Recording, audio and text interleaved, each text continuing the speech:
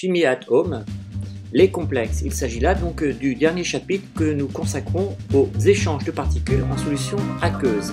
Les réactions de complexation vont faire apparaître des constantes de formation, de dissociation, et la finalité est de tracer des diagrammes de prédominance en fonction de PL. Nous y reviendrons.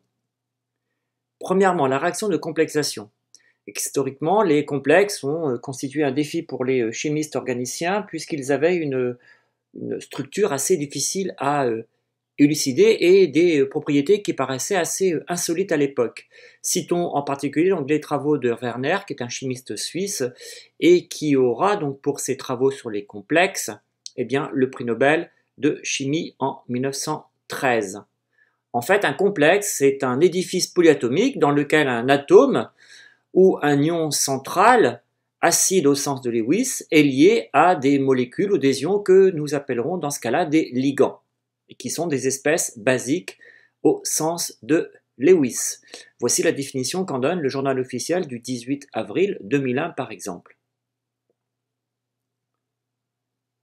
De même, un ligand est effectivement un atome ou un groupe d'atomes lié à un atome central, généralement métallique, dans une entité moléculaire polyatomique.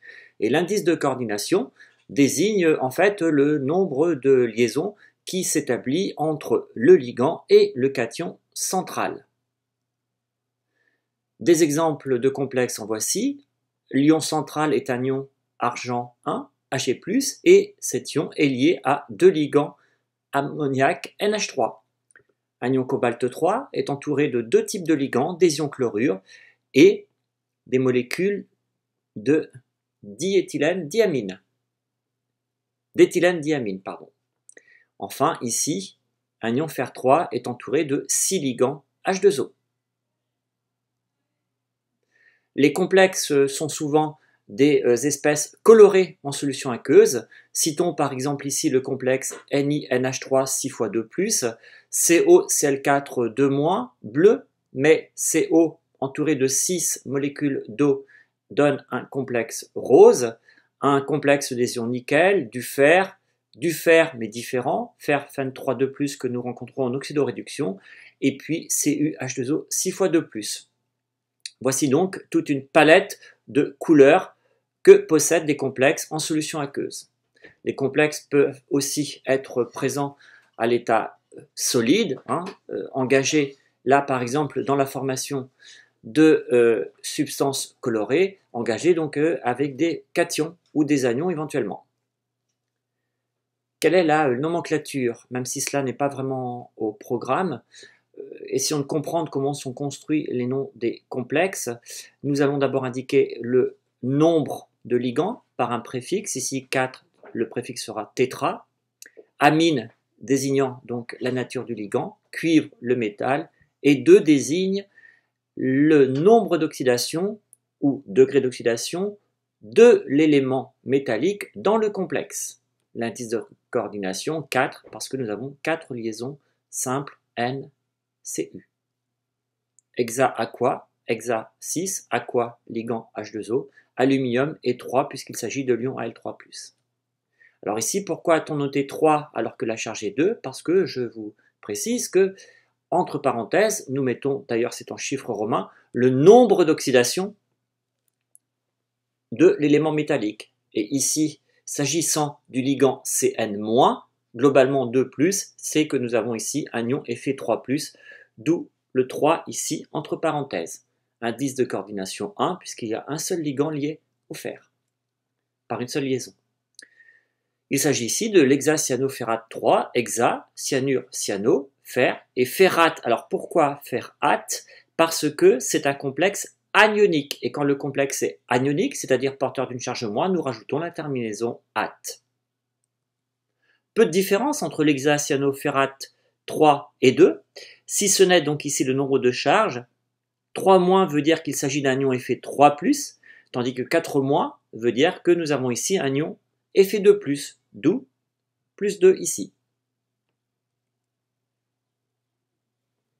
Nous dirons qu'un ligand est monodenté, monodente ou monodentate, tout ceci est équivalent, lorsque ce ligand est lié à l'atome métallique central par un seul de ces doublets libres. Un seul parce que parfois il n'en possède qu'un seul, comme l'atome d'azote dans NH3, un seul alors que dans l'eau, l'atome d'oxygène ici est entouré de 2 doublets. Nous dirons qu'il s'agit de ligands monodentés, qui peuvent être neutres ou chargés négativement, SCN-, Cl-, HO-. 2 doublets, eh bien, nous donnent des ligands dits bidentés, comme ici les 2 atomes d'azote de l'éthylène diamine qui sont liés au cation central CO3+. 1, 2, 3, etc. jusqu'à 6 pour un ligand ici qualifié d'hexadenté.